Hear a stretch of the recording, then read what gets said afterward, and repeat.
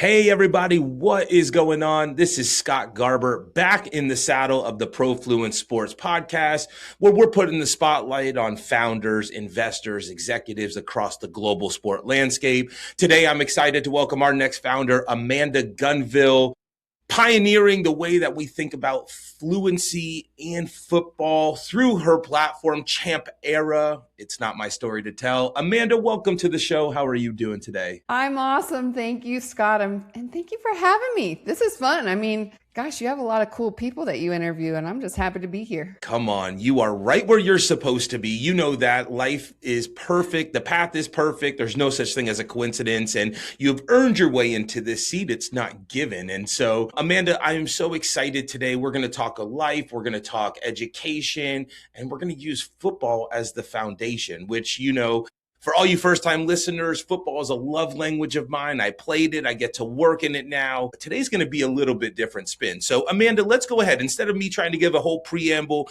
give the listeners a little context to who you are and what was the inspiration behind you developing ChampEra? Well, thank you. How much time do we have? No, just kidding. Let's get into it. So my background, Scott, is I was in the world of professional sports, in particular football, for, over 2 decades. I started my career with the legendary sports agent, Leigh Steinberg, working alongside him, representing some of the most iconic athletes, Warren Moon, Troy Aikman, Steve Young, Ben Roethlisberger, and lately Patrick Mahomes. But I like to say that I got my PhD in sports business by working with Leigh, and have since had a wonderful entrepreneurial journey across many different industries. And I was in a time of life, Scott, that was just thriving and full. I was the COO and CMO of a wine company that we built from 0 to 7 figures. And I happened to be standing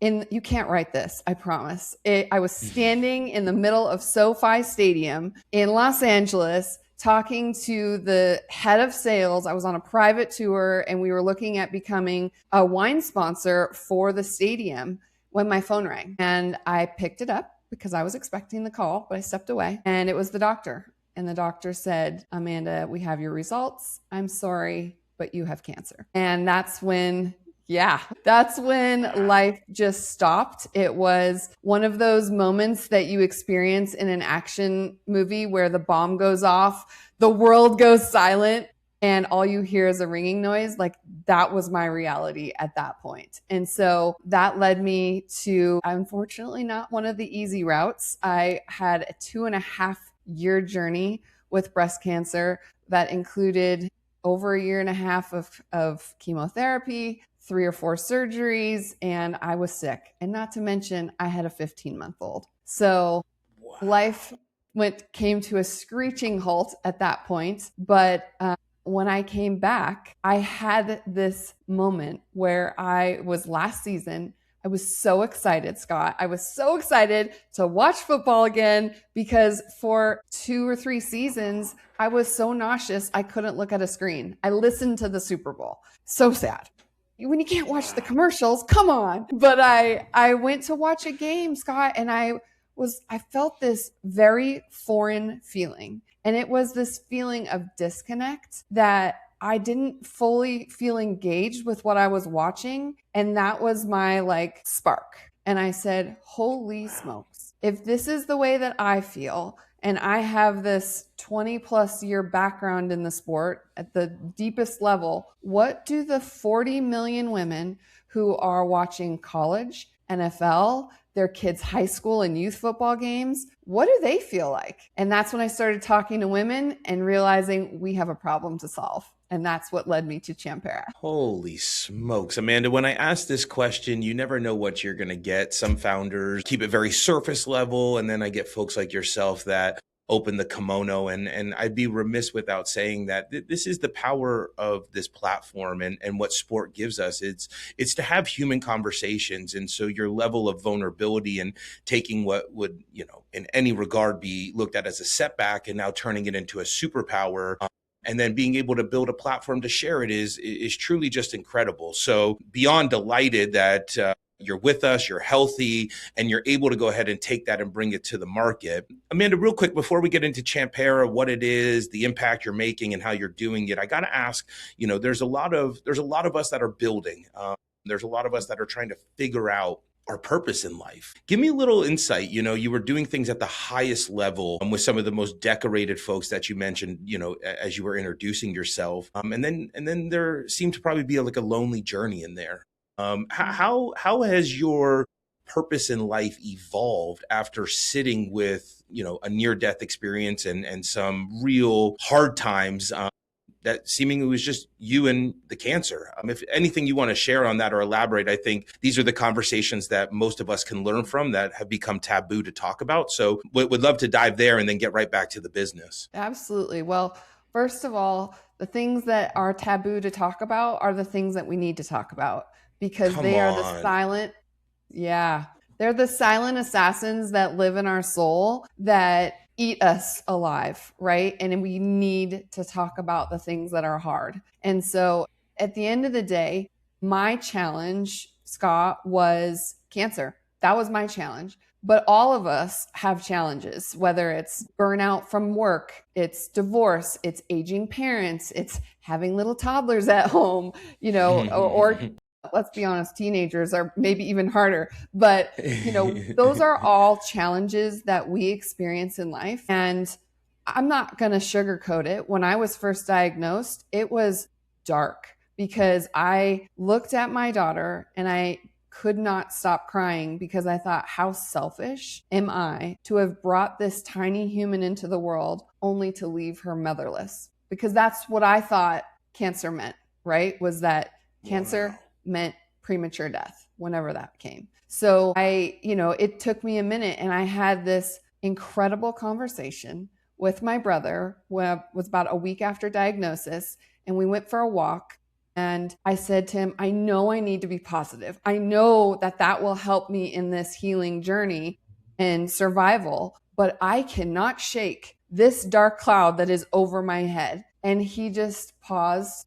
And it's important to note, my brother is the medical director of a pediatric intensive care unit. So he has those unimaginable conversations with parents daily. So he knows the right things to say. And he said to me, sister, I hear you, but you've just been handed a bleep hand of cards, and give yourself grace. Let yourself feel all the hard things, move through the emotions. And then when you're ready, you can go ahead and put on that armor of positivity. But you have to honor yourself. You have to let yourself feel the authentic emotions that you are feeling, because that toxic positivity, it doesn't help anyone. It's not authentic.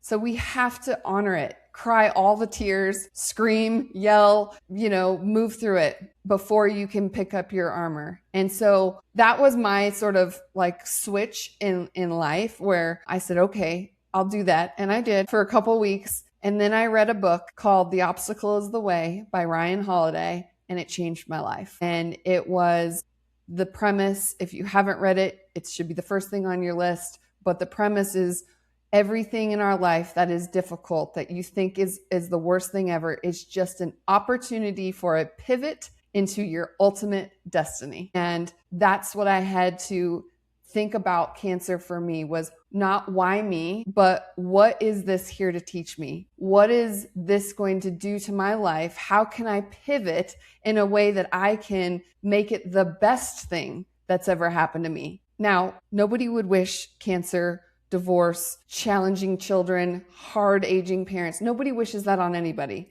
But if it happens, how can you make it the best thing that's ever happened to you? So I so appreciate you sharing that. And, as I listen, I think not many people voluntarily put themselves in the position to go ahead and go through that journey of like, how do I build a framework to deal with obstacles? And so when we look back at sports is this really cool playground where we create instances of challenge and obstacles, and we're able to go ahead and exercise that muscle. Amanda, when life sort of serves that to you, I mean, I reckon you still have a choice, but like you have no choice, right? Like this is the cards you're dealt. And, and I think it's incredible to firsthand hear this journey that you went on, because it is not just snap your fingers and it comes to be. But to me, obstacles, trauma, all the things that you're alluding to, they all happen while we're building a business. And so we get on this show and we talk about all of the things that are going on in the market, how capital's moving, realignment in this space, how we build communities. But then you realize a lot of the folks that are shaping and having agency over those decisions haven't really figured out their framework on how to deal with obstacles or how to deal with adversity. And so then they make reactions instead of responses. And so I think this conversation, I wanted to spend extra time on it before we went in, because we can glean so much insight into life here, where it's not about who cares what you get served. You can't control that. It's all about how you respond to it. And so let's use this as a springboard. As you come back into the world, you could have chose to sink your teeth into anything, but you chose football again. And you chose football with the tint of women at the center of it. What was ultimately the decision factor, right? I know you explained how you got there, but like after, where did you start to see market viability? And maybe before we get there, maybe just explain what you've built so the listeners have a little better context. Sure. Yeah. So as a preface to it, after my cancer journey, I ended up writing a book. It was never intended to be a book. It was meant to be a love letter to my daughter, who I didn't think would never remember what mommy went through. And it's very raw and real. And it's play by play what I went through before I forgot it all. And I published it, and it's now been donated to over 1,000 patients across 45 cancer hospitals. And the reason I say that is that I have gotten so many messages of people saying, thank you for making this relatable. Thank you for speaking into existence the things that I've been feeling or Googling at 3 a.m. or whatever the case might be. And that made me realize that women want to have authentic conversations. They don't want to feel like anything's off the table, and they learn through storytelling. And that's when I said, when I had that light bulb moment, I said, okay, what can I build to answer your question? What can I build that would truly help? And you think about a lot of different things. Oh, I can just create a social media platform. But I really wanted to create not only the education, but also the community of just like kick-ass women and, who all want to come together and have this shared thing that we get to do together. So I built ChampEra, which includes some free resources. It includes an online course. It's called the Football Fluency Method. And it is truly a step-by-step, start from the beginning, and each lesson builds on the previous one so that you don't feel like you're just thrown into the middle of a game and said, what is that? And they're, oh, that's a blitz. Well, that's like, Scott, like trying to teach baking by starting with like the chemistry of yeast. I mean, come on. Like, how are you supposed to bake a cookie, right? And so we need to start from the beginning and really get that baseline and build it step by step so that when we do get to blitz in the third module, it's like, oh yeah, duh. I know who those people are. I know what the purpose of that is. And I weave in the analogies that are like baking yeast. The chemistry of yeast, and also my stories from representing athletes that are fairly entertaining because they're entertaining humans. And so it becomes fun and entertaining. And that's what ChampEra is, including the community. But, it's even bigger than this because as we know, the sport is going global, but it's really, sports is never just about sports. Sports is merely a vehicle. And it is the opportunity for us to connect with the people that we love. Because when you don't understand something, it's really hard to participate in it. And so when you can have a shared language and be able to converse in a meaningful way, all of a sudden you're having meaningful conversations with your husband who, maybe you felt like a football widow Thursday, Friday, Saturday, Sunday, and Monday during the football season.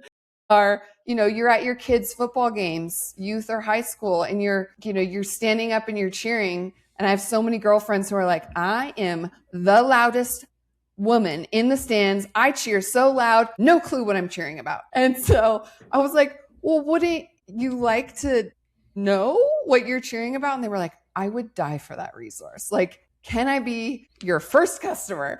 And so that's cool. really what it's about. It's about creating these meaningful shared experiences with the people that we love. And football is simply the vehicle and the language. It's so neat, Amanda, we talk about this so much that, humans, like our brains are programmed as animals and tribal based creatures that we want to belong to something bigger than ourselves. Right. And so it's really neat, seemingly there's like a juxtaposition happening right now where we're getting more intelligent, modalities, but like we're swinging back to some of the most primal instincts, which just make us human, which is belonging. Football is this unique binding agent. Education, brings everybody on the level playing field. What I'm curious about is like within your community, one of the cool things about football is you practice 6 days a week and then you get to play one game.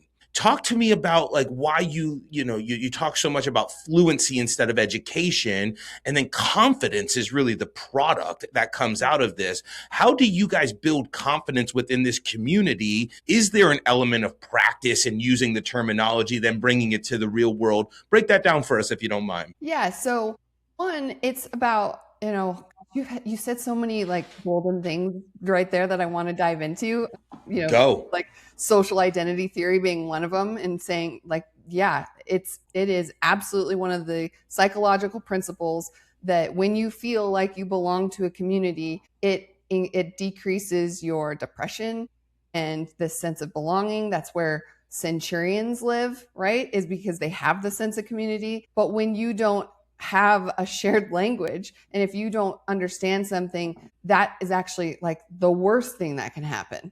So it's this like super sharp edge that cuts you instead of something that helps you. So that I just wanted to touch on that. But love that. one of the things that I am so adamant about is consistency, because our brain recognizes patterns. In fact, the whole world is pattern recognition, right? And that's how we learn to survive. That's how we learn to thrive in relationships and whatnot. So each lesson is the same. We start out with like, hey, have you ever been in this situation? You're like, yep, been there. And then we teach a concept that explains what that was. So it's real life. Then we explain it, and that's where you learn. And then we break it down into like, hey, here's the relatable analogy, and here's how it showed up in some entertaining, fun way, because that's the story that you're going to remember.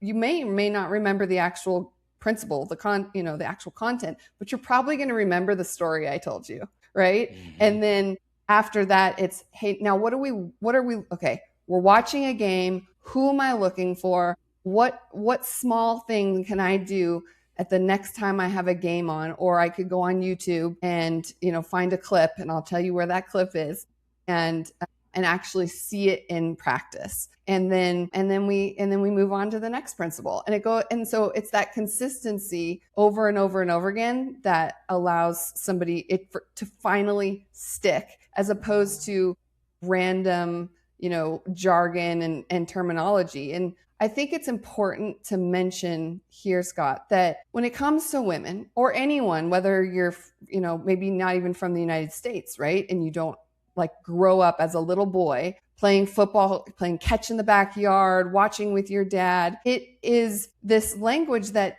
women just, they're not privy to, that's not like naturally day after day ingrained in them. And then all of a sudden you're in your 20s or 30s and you're thrown into the conversation.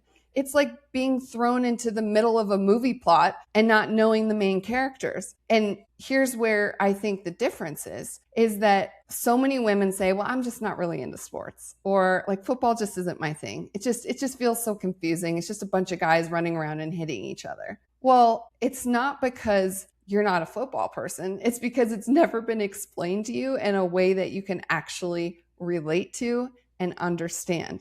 Like you wouldn't walk out of that movie going, I'm really bad at movies. You'd say, no, I just didn't have the characters and the plot, to know what was going on. Well, and it's also challenging, later in life when you try to acquire this skill set. I've learned as I've gotten older, humans are not great at learning as we get older, and neuroplasticity sets in, and we're resistant to change, and we don't like to look silly. We don't want to so we're going to naturally, our brain is going to drift us to where we're most comfortable, right? And so I think that's what's so neat about this is, what you're doing is breaking the barrier and creating safe space to look silly before you go and bring it into the real world, because that's also really challenging, where it's like, if I've been watching football for 30 years and now you're trying to come and have a day one conversation, you're with training wheels and I'm on a road bike, that's two very different, they're still bicycles, but we're not playing the same game here. And so, Amanda, I'm really curious, there's a lot of different entry points in this, and you talked about it. It could be from Pop Warner to the NFL and everything in between. Teams right now are trying to figure out their media strategy in-house. They're trying to figure out their fan engagement strategies. How are they looking at platforms like yours and leveraging the ability to touch and interact with potentially tens of millions of new fans? Do you find your acquisition channels coming from the top down, being the teams looking to work with you, or more the bottom up where women are finding you and sort of seeking the platform out? Yeah, that's a great question. So I'm doing all of the channels. So there are certainly the social aspect of it, where you are, out in the social media world, and a single lady or single individuals will find you. But I'm also working with high schools and athletic directors that, hey, here's some resources for your parents. Offer it to them as the season is starting. And then I just started a partnership with a major D1 university who has one of the best sports analytics program in the country. And we're going to be bringing it to their alumni, parents, students as well. And so obviously this is year one. The course is launching in a few weeks.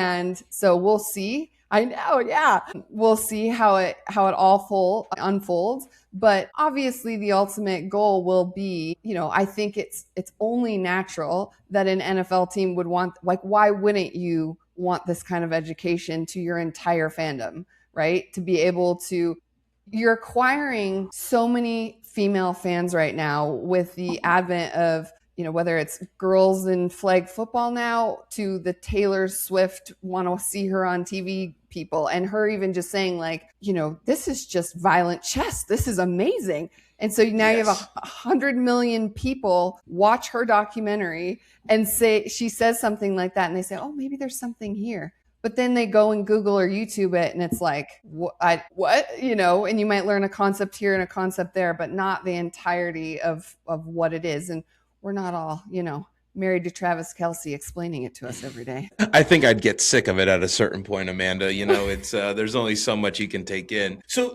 let's go ahead as we sort of turn the corner. You guys are getting ready, to bring this thing to market. Football season's upon us. I want to go big picture, and then I'm going to zoom back into practical. In 5 years, when you come back and listen to this podcast, what do you want the platform to be? What is that vision that you see right now? Is it physical locations? Is it just digital? Break it down for me. I want to hear that so we can timestamp it and then come back and see how close to that vision we get. It's like when Scott Bezos went on 60 Minutes the first time and people were like, deliver your toilet paper to the front door? What? And now it's like, well, duh, we're delivering everything to the front door. So let's memorialize it right here on your podcast right now. Stamped. So in 5 years, I see the vision is huge, because that's just the way that I think. So as it relates to football, women is the first entree point. But like we said, the football is in the NFL is huge in the UK, Brazil, Mexico.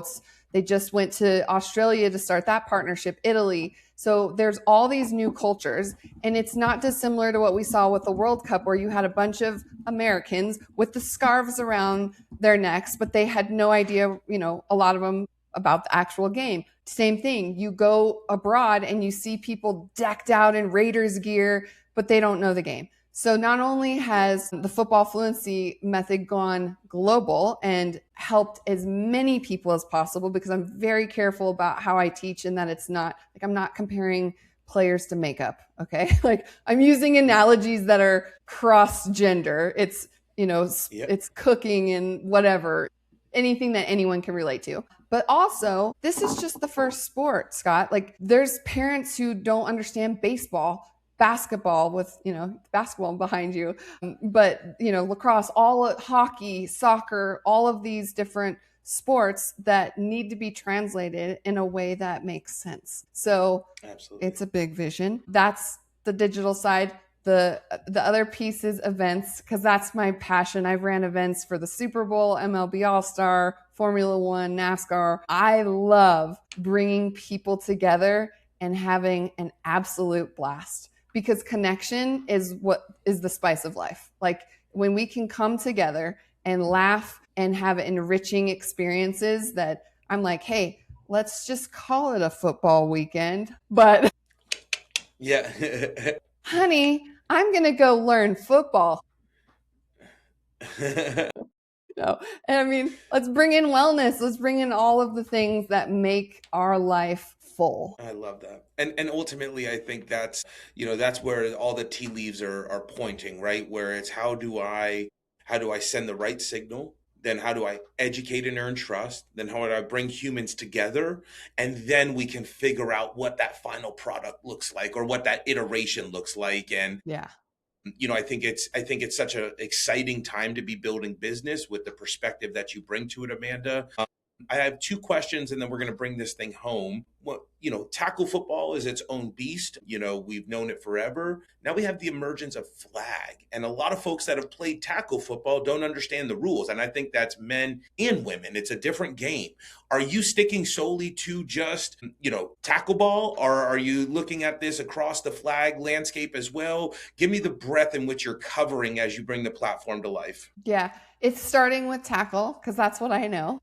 And Yep. and I absolutely see that there's going to need to be at least a lesson or 3 that covers the differences from, tackle to flag, because flag offers so much opportunity, for girls. Obviously there's tackle for girls too, but it's when a girl has a concussive event, it is like 64 times more problematic than a boy. It's just the way that our necks are not, when I say it, it's impact, like our necks are just not as strong. I did work with a bunch of scientists in the world of concussions. That's why I know this. Wow, but I was going to say that's a deep stat right there. Like that's a real one. It's intense. And it's so having, but football's fun, right? So having this opportunity, I mean, not even girls, like, we have a good little family friend who has heart problems, and there's no way he could play football tackle, but he plays flag. Mm-hmm. And he's good, and he's 10 and he loves it. And there's lots of kids like that who have issues that it's opening up what was otherwise felt exclusionary to just the biggest, toughest kids. Now you can play no matter your stature, no matter your gender. I mean, come on, that's fun. It's really cool. And I mean, look at I have a lot of opinions about the space. I am beyond bullish about the flag game. I have been for a long time. And I think that it's quite interesting, not just from a health and wellness side, but when we think about the era of, the athlete leveraging their platform, it's way easier to know and get to know a basketball player who doesn't wear armor and a helmet than it is a football player. And I think flag is going to be that healthy medium to get to know the personalities of athletes and, be able to take advantage of this era of commercialization that we're moving into as well. It's super exciting. There's a ton of runway for you. I think the path is perfect, and what you're doing with it, Amanda, is amazing. This is your time. If you're going to send signal out to the ProFluence ecosystem, founders, investors, executives, community members, Amanda, what do you want them to know? How do shameless plug? This is your moment to go ahead and use the platform to let everyone know how to engage with you as you move forward. Sure. Well, first of all, I feel like there is room for all of those constituents to play. So, I'm self-funded, which this is the first company that I have not invited any investors into.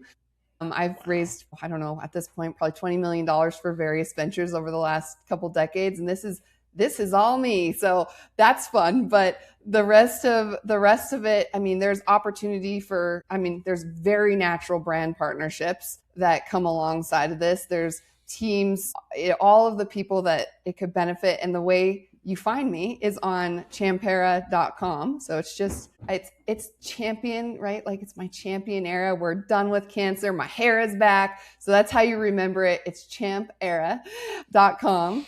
And I just started a new Instagram profile. So if you want to say that you were there in the beginning, imagine if you said I was one of the first for Joe Rogan, and you'd be like, I was one of the first people to follow Joe Rogan. Now you can be the first ones to do Amanda.Gunville on Instagram. And we have a lot of content on there it's just there to serve. So it's really cool stuff, from education to interviews with, athletic directors and people who can give you tips and tricks if you're a parent, but also if you're just learning the game. I have a lot of that stuff too. So those are the two spots. I was going to say, men and women, boys and girls, I think we all could stand to get a quick brush up in our football fluency, regardless if you have training wheels or the road bike. We're excited to go ahead and follow your journey, Amanda. And from the ProFluence team and myself specifically, thank you for just being a kick-ass human and not letting life beat you up. And, I think that I feel so grateful to be able to share the screen with humans like yourself that are using sport as a platform, not just to go ahead and squeeze the commercial shit out of it, but to actually lean in with real stories, bring real connection, and truly make this place a little bit better than we found it. So thank you for the amazing work. We're going to tag all the links where you guys can go ahead and follow along Amanda's journey. And we're going to have to do this again in a couple years so we can go back and listen and see where you end up. So thank you for everything. Take us home. Final parting words, and then we're out of here. Well, we have to end with gratitude. Gratitude for you. And it is no small feat to host podcasts. So thank you, Scott, for having this platform, for bringing people like myself on so that we can make the biggest impact possible in life. Because at this point, that's the only thing that matters, is impact and connection with the people we love. So much love, Amanda. Thank you for doing what you do. All you listeners, hope you enjoyed the episode. We'll catch you next time. Cheers.